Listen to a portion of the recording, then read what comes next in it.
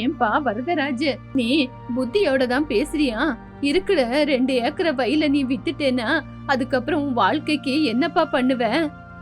அம்மா, உங்களுக்கு தான் நான் சொல்றது ஒண்ணுமே புரியல. இந்த வாரம் நம்மளோட வயல விக்க போறேன். வேண்டாம்ப்பா, தயவு செஞ்சு என் பேச்ச கேளு. அம்மா, இந்த வயல வித்தாதான் நம்ம கடனை தீர்க்க முடியும். அப்படி அம்மாவும் புள்ளையும் வெளியே நின்னுக்கிட்டு பேசிக்கிட்டு இருந்தாங்க. அதுக்குள்ள மாதவி அங்க வந்து, அப்பப்பா போதும், கொஞ்சம் அம்மாவும் புள்ளையும் நிறுத்துறீங்களா? அத்தை, உங்க புள்ள வயல ஏன் விக்கிறேன்னு சொல்றாருன்னு தெரியுமா? 2 வருஷமா வயல்ல எந்த விதமான விளைச்சலும் விளைய முடியல. அதனால கடனும் அதிகமா ஆயிப்போச்சு. இப்போ கடன்காரங்க வேற கடனை கேக்குறாங்க. கடனை தீக்கவும் முடியாம வீட்ல பசங்களை படிக்க வைக்க முடியாம ரொம்ப கஷ்டப்படுறாங்க. உங்களுக்கும் உடம்புக்கு முடியாம போயிருக்கு.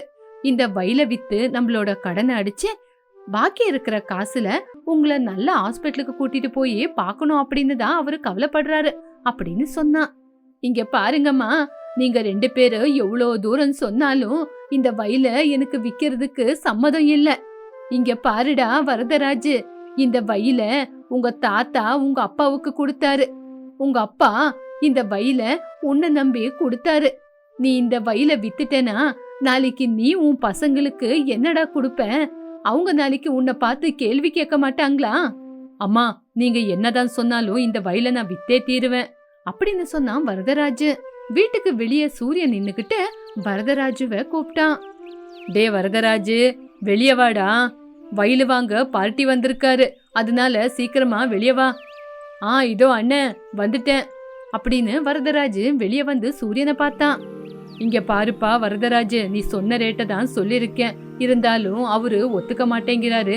நீனே வந்து ஒரு தடவை பேசு அப்படின்னு சொன்ன உடனே சூரியன் வரதராஜ கூட்டிட்டு போனாரு. இவன் தான் வரதராஜ். ஓஹோ, நீதானாப்பா வரதராஜ்? ஆமாங்கய்யா. இங்க பாருப்பா, நீ அதிகமா இந்த வயலுக்கு காசை கேக்குற. ஆனா உண்மையிலேயே அவ்வளோ காசு இந்த வயலுக்கெல்லாம் கொடுக்க முடியாது. கொஞ்சம் குறைச்சு கேளு. ஐயா, நான் வயல விக்கிறதே என்னோட கடனுக்காக தான். இப்போ கடன் அடிக்கவே எனக்கு காசு கிடைக்கலன்னு சொன்னதுக்கு அப்புறம் இந்த வயல வித்து என்னங்க ஐயா பிரயோஜனம்? குறைச்சிக்கன்னு சொல்லுங்க, கொஞ்சமா குறைச்சிக்கிறேன். அதை தவிர பாதி குறைக்கிறேன் அப்படின்னு சொன்னா இந்த வயலை நான் விக்கிறதுக்கு சம்மதம் இல்லைங்க ஐயா. இங்க பாருப்பா வரதராஜ், நீ கேட்ட அளவுக்கெல்லாம் காசு கொடுக்க முடியாது. இஷ்டம் இருந்தா கொடு, இல்லனா பரவாயில்லப்பா அப்படின்னு அவனும் அங்கிருந்து கிளம்பி போயிட்டான். இப்படி கொஞ்ச நேரம் சூரியன் வரதராஜு கிட்ட பேசி கிளம்பி போயிட்டான். சூரியன் போனதுக்கு அப்புறம் வரதராஜு கவலையோட ஒரு மரத்துக்கு கீழே வந்து உக்காந்துக்கிட்டு யோசிச்சுக்கிட்டு இருந்தான். அந்த நேரம் பார்த்து வரதராஜுவுக்கு ரொம்பவே பசி எடுத்தது. அப்பதான் அவனுக்கு யோசனை வந்துச்சு, அவன் ஜோபுல ஒரு பழம் இருக்கிற விஷயம். உடனே அவன் அந்த பழத்தை எடுத்து சாப்பிடலாம் அப்படின்னு பாத்துக்கிட்டு இருக்கும் போதே அவனோட முன்னாடி ஒரு நாய் வந்து நின்னுச்சு. பாவம், அந்த நாய்க்கும் பசி எடுக்குது அப்படின்னு வரதராஜு அந்த பழத்தை 2ஆக்கி ஒரு பங்க நாய்க்கு கொடுத்து இன்னொரு பங்க அவன் சாப்பிட பார்த்தான். இதனால அவனோட வயிறும் நிறைஞ்சது. நாயும் சாப்பிட்டுட்டு அங்கிருந்து கிளம்பி போயிடுச்சு. அட, என்கிட்ட ஒரு பழம்தான் இருந்தது. இதுல என் பசியும் தீந்தது, அந்த நாயோட பசியும் தீந்தது. இதே விஷயத்த என் வயல்ல ஏன் காட்டக்கூடாது? ஆனா அது எப்படி அப்படின்னு அந்த வயல் விஷயத்துல வரதராஜு யோசிக்க ஆரம்பிச்சான். ஒரு முடிவெடுத்து வீட்டுக்கு போனான். மாதவி, வீட்ல எவ்வளவு காசை வச்சிருக்க? உடனே கொண்டு வா. கொண்டு வரேங்க அப்படின்னு சொன்ன உடனே மாதவியும் காசை எடுத்துக்கிட்டு வந்து வரதராஜு கையில கொடுத்தா. மாதவி, இந்தா, இந்த கொஞ்சம் காசை வீட்டு செலவுக்குன்னு வச்சுக்கோ.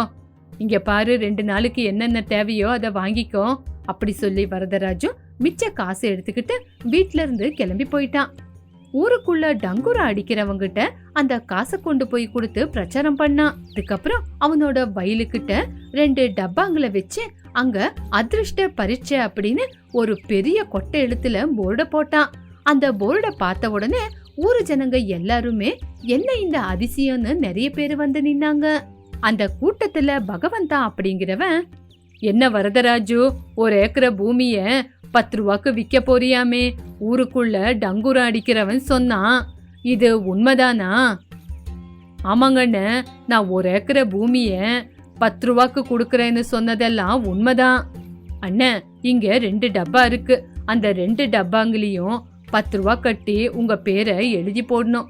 இந்த டப்பிங்கில் யாரோட பேர் வருதோ அவங்களுக்கு 1 ஏக்கரை பூமியை 10 ரூபாக்கு விற்கப்படும். அதே மாதிரி இன்னொரு டப்பால கூட உங்க பேர் வந்துச்சுன்னா அதுலயும் 1 ஏக்கரை பூமிக்கு 10 ரூபா தான் அப்படின்னு சொன்ன உடனே ஊரு ஜனங்க ஆச்சரியப்பட்டாங்க. அட 10 ரூபாக்கு 1 ஏக்கரை பூமியா? போனா போட்டோம், போனா 10 ரூபா, வந்தா 1 ஏக்கரை பூமி கிடைக்க போகுது, சந்தோஷம் தானே அப்படின்னு சொல்லி ஊரு ஜனங்க 1 2ன்னு அதிகமாவே நிறைய பேரு 10 ரூபா 20 ரூபா கொடுத்து சீட்டு போட்டு பேரை வாங்கிக்கிட்டாங்க. இப்படி இந்த ஊர்ல மட்டும் இல்லாம பக்கத்து ஊர்ல இருந்து கூட ஜனங்க கூட்டம் கூட்டமா வந்து நிறைய பேரு நிறைய சீட்டு போட்டாங்க. இப்படி இந்த விஷயம் எல்லாருக்கும் தெரிஞ்சு எல்லாரும் வர ஆரம்பிச்சாங்க. இப்படி வரதராஜு சொன்ன 4 நாள் முடிஞ்சு போச்சு. ஊரு ஜனங்க எல்லாருமே 4 நாளுக்கு அப்புறம் வரதராஜோட வயலுகிட்ட வந்தாங்க. எல்லாரும் சரியா கேட்டுக்கோங்க, இந்த டப்பால இருக்கிற பேரை என் கையால நான் எடுக்க மாட்டேன், அப்புறம் நான் தான் பார்த்து எடுத்தேன்னு நீங்க சொல்லிடுவீங்க. அதனால நம்ம ஊரு புரோகிதர் தான் இதுல ஒரு சீட்டை எடுக்க போறாரு. அவரு 2 டப்பாலையும் 2 பேரையும் எடுக்க போறாரு. அவரு யாரோட பேரை எடுக்கிறாரோ அவங்களுக்கு 10 ரூபாக்கு 1 ஏக்கரை பூமிய கொடுக்க போறேன் அப்படின்னு சொல்லி புரோகிதர் கையால சீட்டை எடுக்க வச்சு சீட்டுல வந்தவங்களுக்கு இடத்தையும் கொடுத்துட்டு வந்தான். அம்மா அம்மா, என்னப்பா? நான் சொன்ன மாதிரியே என்னோட வயலை நான் வித்துட்டேன், என்னோட கடனையும் அடிச்சிட்டேம்மா. அப்புறம் இன்னொரு விஷயம், நம்ம ஊரு கடைசியில 6 ஏக்கரை பூமி இருக்கான், ரொம்ப குறைஞ்ச விலைக்கு கொடுக்குறாங்களாம், அதையும் வாங்கலான்னு பாக்குறேன். கொஞ்ச நேரம் இருங்க, நான் இப்படி போயிட்டு வந்துடுறேன் அப்படின்னு வரதராஜு அங்கிருந்து கிளம்பி போய் அந்த 6 ஏக்கரை பூமியையும் வாங்கிட்டு வந்துட்டான். அம்மா, நீங்க சொன்னீங்கல்ல என்னோட பசங்களுக்காக நான் என்ன சொத்தை சேர்த்து வைக்க போறேன்னு, இதோ நீங்க சொன்ன மாதிரியே பசங்களுக்கு சொத்தை வாங்கிட்டு வந்திருக்கேன். இனிமே எந்த பிரச்சனையும் இல்ல. என் கையில இருக்கிற 2 ஏக்கரை பூமியை வித்து நான் இப்போ 6 ஏக்கரை பூமியை சம்பாதிச்சிருக்கேன். இந்த பணத்துல என் கடனை அடிச்சிட்டேன். 6 ஏக்கரை பூமியையும் வாங்கிட்டேன். 2 ஏக்கரை பூமியை வித்து 6 ஏக்கரை வாங்கியிருக்கேன். இது எல்லாமே உன்னோட புத்திசாலித்தனம்பா. என் பையன் ரொம்பவே புத்திசாலி. 2 2 2 6 அப்படிங்கிற மாதிரி 6 ஏக்கரை பூமிய வாங்கிட்டேன் அப்படின்னு சொன்னாங்க கனக்கம்மா. அம்மா, இதுதாம்மா என்னோட புத்திசாலித்தனம்.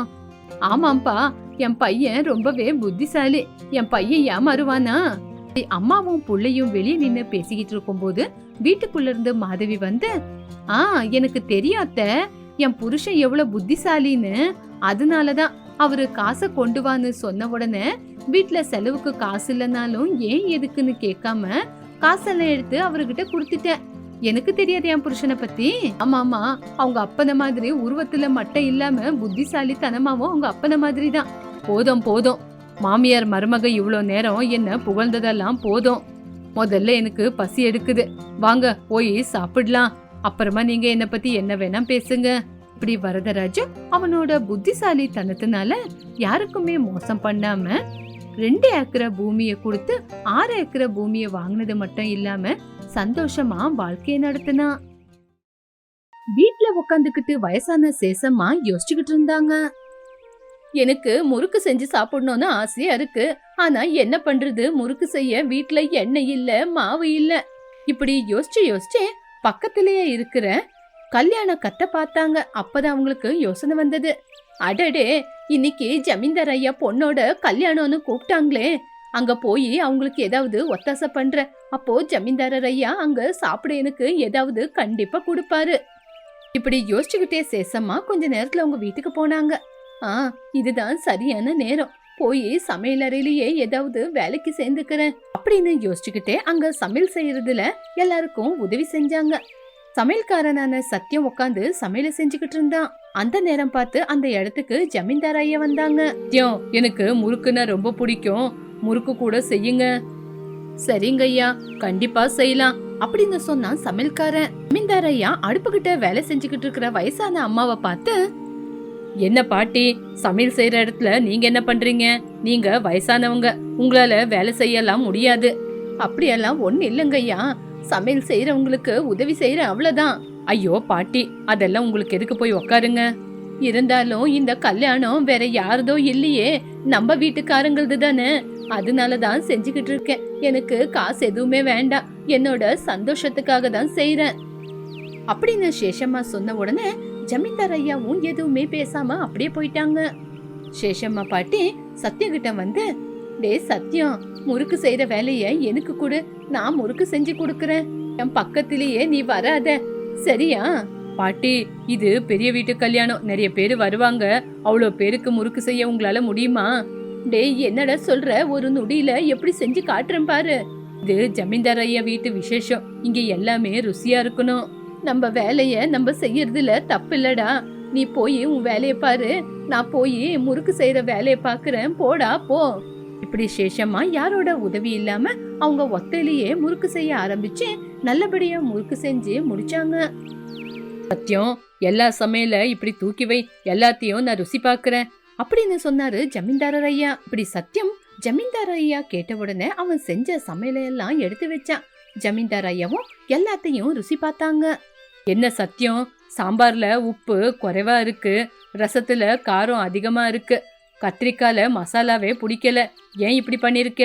உங்ககிட்ட முறுக்கு செய்ய சொன்னேனே, செஞ்சிட்டியா நீ? அதுவா ஐயா, அத சேஷம்மா பாட்டி செஞ்சுக்கிட்டு இருக்காங்க, இருங்க ஐயா, நான் போய் கொண்டு வரேன் அப்படின்னு சேஷம்மா பாட்டி கிட்ட வந்து அவங்க செஞ்ச முறுக்க கொண்டு போய் ஜமீன்தார் ஐயாவுக்கு கொடுத்தான். ஆஹா, இதுதானே முறுக்கு, இந்த மாதிரி ஒரு முறுக்க என்னோட வாழ்க்கையில சாப்பிட்டதே இல்ல. இப்படி ஜமீன்தாரர் ஐயா சேஷம்மா பாட்டி கிட்ட போய் அவங்கள ரொம்பவே புகழ்ந்தாங்க. அந்த வார்த்தையை கேட்டு சேஷம்மா பாட்டி ஆச்சரியப்பட்டாங்க. சத்யம் செஞ்ச சமையல பத்தி யாருமே புகழல. ஜமீன்தார் ஐயாவே நேரா வந்து என்ன பாராட்டுறாங்க அப்படின்னா என்னோட முறுக்கு எவ்வளவு ருசியா இருக்கணும், இத நான் யோசிச்சே ஆகணும் அப்படின்னு முடிவெடுத்து வீட்டுக்கு போய் மறுநாள்ல இருந்தே அவங்க வீட்லயே முறுக்கு செய்யலாம் அப்படின்னு முடிவெடுத்து முறுக்கு வியாபாரத்தை ஆரம்பிச்சாங்க. கல்யாணத்துல முறுக்கு சாப்பிட்ட தேவையா சேஷம்மாவை தேடி வந்தாரு. பாட்டி, நேத்து ஜமீன்தார் ஐயா உங்க வீட்டு விசேஷத்துல முறுக்கு செஞ்சது நீங்க தானே? அந்த முறுக்கு ரொம்ப நல்லா இருந்தது, எனக்கும் முறுக்கு செஞ்சு கொடுக்குறீங்களா? சரிப்பா தேவையா, நான் செஞ்சு கொடுக்கறேன். முறுக்கு செஞ்சு கொடுத்ததுக்கு நீ எனக்கு 10 ரூபா கொடுக்கணும். என்ன சொல்றீங்க பாட்டி? ஜமீன்தார் ஐயா வீட்டுல இலவசமா செஞ்சு கொடுத்து என்கிட்ட மட்டும் காசு கேக்குறீங்களா? வேற என்னப்பா பண்ண சொல்ற? அவரு வீட்டுல இலவசமா செஞ்சு கொடுத்தது வாஸ்தவம் தான், ஆனா நான் திரும்பி வரும்போது அவரு எனக்கு நிறைய முறுக்குங்களை கொடுத்து அனுப்புனாரு. அது 10 ரூபா மேலேயே முறுக்கோட விலை வந்துரும். இப்படி சேஷமா அவங்க புதுசா ஆரம்பிச்ச முறுக்கு வியாபாரத்தை சொன்னாங்க. முறுக்கு செய்யறதுல 1 ரூபா 2 ரூபா அந்த பக்கம் இந்த பக்கம் ஆனாலும் பரவாயில்ல, ஆனா இந்த ஊரு ஜனங்களுக்கு என்னால இலவசமா செஞ்சு தர முடியாது. சரிங்க பாட்டி, இந்தாங்க, இந்த முறுக்கு செய்யறதுக்கு 10 ரூபா காசு. முறுக்கு செய்யறதுக்கு தேவையான பொருளுங்களை என் பொண்டாட்டியும் புள்ளையும் கொண்டு வந்து கொடுப்பாங்க. இப்படி சேஷம் அம்மா அவங்க செஞ்ச முறுக்கு நல்லா இருந்தது, அதனாலதான் ஜமீன்தார் ஐயா அவங்க வீட்டு விசேஷத்துல முறுக்க செய்ய வச்சுக்கிட்டாங்க அப்படின்னு முறுக்க பத்தி பெருமையா சொல்லி சொல்லி அந்த ஊர்ல எல்லாரும் சேஷம்மா பாட்டிக்கிட்ட தான் வந்து முறுக்க வாங்கிக்கிட்டு இருந்தாங்க. ஒரு நாள் சாம்பையா சேஷம்மா பாட்டிய அவங்க வீட்டு கல்யாணத்துக்கு கூப்பிட வந்தாரு. பாட்டி, நாளைக்கு என் பையனுக்கு கல்யாணம், அந்த விசேஷத்துக்கு நீங்க கண்டிப்பா வரணும், அதுக்கு தான் கூப்பிட வந்தேன். சரிப்பா, நாளைக்கு விசேஷம் சொல்ற, வராம இருப்பேனா? கண்டிப்பா வரேன். ஆமா, என்ன சமையல்? அதெல்லாம் எனக்கு தெரியல பாட்டி, என் பொண்டாட்டியும் புள்ளையும் தான் பாத்துக்கிறாங்க, அதனால அவங்க கிட்டயே ஒப்படைச்சிருக்கேன். சரி, உன் வீட்டு கல்யாணத்துல முறுக்கு எதுவும் செய்யலையாப்பா? முறுக்கு வச்சுக்கிட்டா நல்லா தானே இருக்கும். முந்தா நேத்து ஜமீன்தாரர் ஐயா அவங்க வீட்டு விசேஷத்துல என்ன கூப்பிட்டு முறுக்கு செய்ய வச்சுக்கிட்டாங்க. அது எவ்வளவு ருசியா இருந்துச்சு தெரியுமா? அவரே செய்ய வச்சுக்கிட்டப்போ நீங்க எல்லாம் செய்ய மாட்டீங்களா? சரிங்க பாட்டி, என் பையன் கல்யாணத்துக்கு நீங்களே முறுக்கு செய்யுங்க. ஜமீன்தாரர் ஐயாவே செய்ய வச்சுக்கிட்டாங்கன்னா பெரிய விசேஷம்தான். சரிங்க பாட்டி, முதல்ல இந்த காசை வாங்கிக்குங்க. ஐயோ சாம்பையா, எதுக்காக இப்பவே காசை கொடுக்கற? எல்லாம் செஞ்சதுக்கு அப்புறம் ஒன்னா வாங்கிக்கிறேன். இல்லங்க பாட்டி, முதல்ல இந்த காசை வச்சுக்குங்க, அதுக்கப்புறம் மிச்ச காசு கொடுக்கறேன் அப்படின்னு சொல்லி அங்கிருந்து கிளம்பி போயிட்டான். இப்படி சேஷம்மா பாட்டி ஜமீன்தார் ஐயா வீட்டுல அவங்க முறுக்கு செஞ்ச விசேஷத்தை ஊரு முழுக்க எல்லாருகிட்டையும் சொல்லிக்கிட்டு அவங்களோட வியாபாரத்தை பெருக வச்சுக்கிட்டாங்க. சோமையா அப்படிங்கிற ஒருத்தன் பாட்டி கிட்ட முறுக்கு செய்ய வச்சுக்கலான்னு வந்து முறுக்கு செய்ய பேரம் பேசிக்கிட்டு இருந்தான். என்னங்க பாட்டி, நீங்க முறுக்கு செஞ்சு கொடுக்கறதுக்கு என்கிட்ட அதிகமா காசை பேரம் பேசிக்கிட்டு இருக்கீங்க, குறைக்க மாட்டீங்களா? கொஞ்சம் குறைச்சிக்குங்க. இங்க பாருப்பா, உன் பக்கத்து வீட்டு சுப்பிரமணியமும் என்கிட்ட முறுக்கு செஞ்சுக்கிட்டு தான் போனா, அவன் உன்னை விட குறைவாதான் சம்பாதிக்கிறான். நீ என்னமோ பேரம் பேசுற. குறைஞ்ச விலைக்கு முறுக்கு கேட்டா எல்லாரும் முன்னாடியும் உன்னோட கௌரவம் என்ன ஆகுறது? சுப்பிரமணியம் உன்னை விட குறைவாதான் சம்பாதிக்கிறான். அவனே உன்னை விட காசு அதிகமா கொடுக்கும்போது நீ அவனை விட 1 ரூபா ஜாஸ்தி கொடுத்து வாங்கணும். அதுதான் உனக்கும் கௌரவம். அட, இந்த பாட்டி போய் அந்த சுப்பிரமணியத்துக்கிட்ட நான் குறைஞ்ச விலையில முறுக்க செஞ்சு கொடுக்க சொன்னேன் அப்படின்னு சொல்லிட்டா, அதுக்கப்புறம் ஊருக்குள்ள என்னோட கௌரவம் என்ன ஆகுறது? அதே முறுக்கு செய்யறதுக்கு 1 ரூபா நான் அதிகமா கொடுத்தா இந்த ஊருக்குள்ள இருக்கிற ஜனங்க அவனை விட அதிகமா நான் காசை கொடுத்துருக்கேன்னு என்னை பத்தி பெருமையா பேசுவாங்க. இந்த மாதிரி இவனை ஏத்தி விட்டாதான் இவனுக்கு அதிகமா காசை கொடுப்பான். பார்க்கலாம் என்ன பண்றான்னு அப்படின்னு சேஷம்மா பாட்டியும் அவங்க மனசுக்குள்ள யோசிச்சுக்கிட்டு இருந்தாங்க. இப்படி அவங்க 2 பேரும் ஒருத்தர் மனசுக்குள்ள இன்னொருத்தர் யோசிச்சுக்கிட்டே முறுக்கு செய்யறதுக்காக ஆர்டரையும் கொடுத்தான். சரிங்க பாட்டி, நீங்க கேட்ட மாதிரி அந்த சுப்பிரமணியத்தோட 1 ரூபா அதிகமாவே கொடுக்கறேன். ஆனா நான் கொடுக்கற காசுக்கு தரமான முறுக்கு செஞ்சு கொடுக்கணும். 2 நாள் எனக்கு முறுக்கு வேணும், சீக்கிரமா செஞ்சு கொடுங்க. சரிப்பா, நீ கேட்டதுக்கு அப்புறம் நான் செஞ்சு கொடுக்க மாட்டேன்னு சொல்ல முடியுமா? நீ குடுக்கற காசுக்கு தரமான முறுக்க செஞ்சு கொடுக்கறேன். இப்படி சேஷம்மா பாட்டி அவங்களுக்கு இருக்கிற புத்திசாலித்தனத்தினால அவங்க எல்லாருக்கும் முறுக்க செஞ்சு கொடுத்துக்கிட்டு பணத்தை சம்பாதிச்சுக்கிட்டு இருந்தாங்க. இந்த ஊர்ல எந்த விசேஷம் நடந்தாலும் சேஷம்மா பாட்டியோட முறுக்க தான் எல்லாரும் முதல்ல செஞ்சு எடுத்துக்கிட்டு போவாங்க. இப்படி சேஷம்மா பாட்டி அந்த ஊருக்குள்ள அவங்களோட புத்திசாலித்தனத்தினால ஜமீன்தார் ஐயாவுக்கு செஞ்சு கொடுத்த முறுக்குனால வியாபாரத்தை நல்லபடியா செஞ்சாங்க.